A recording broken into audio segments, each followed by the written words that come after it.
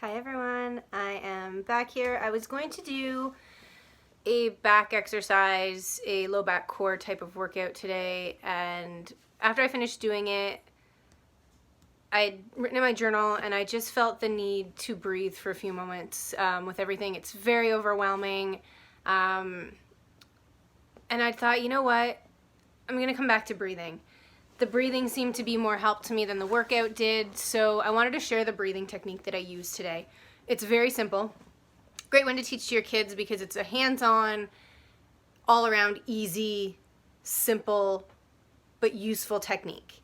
So simply start with your hands spread out in front of you, and as you inhale, trace your inhale all the way up the outside of your thumb. As you exhale, trace down to the inside of your thumb. Your next inhale, you trace the outside of your index finger. As you exhale, you slowly trace the inside of your index finger. Then you move to the middle finger. You take a long, slow inhale as you trace your other finger all the way up. And as you exhale, you trace down the other side of your finger, working all the way through each 5 fingers, just inhaling and exhaling. You can work through as many times as you need. You can go all the way up through one hand and then back through the other, or you can just go back and forth through that hand a few times, or you can just sit and breathe. There is no special specific technique that works better than others. There is no magic trick that works for everyone. Each person's breath and each person's focus and calm comes from different places. I like that breathing technique. I also like box breathing. Box breathing is an inhale for the count of 4, holding for the count of 4, exhaling for the count of 4, holding for the count of 4, and continuing through.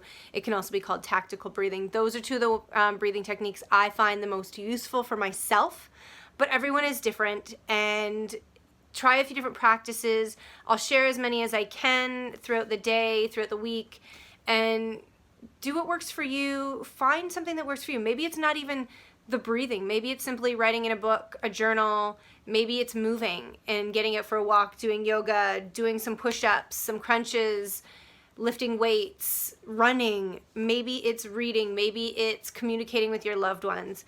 Whatever it is that brings you calm, revel in it this week. Use it to bring you whatever you need for the next week or two, as long as we are isolated from the rest of the world or from each other, but still find ways to find connection.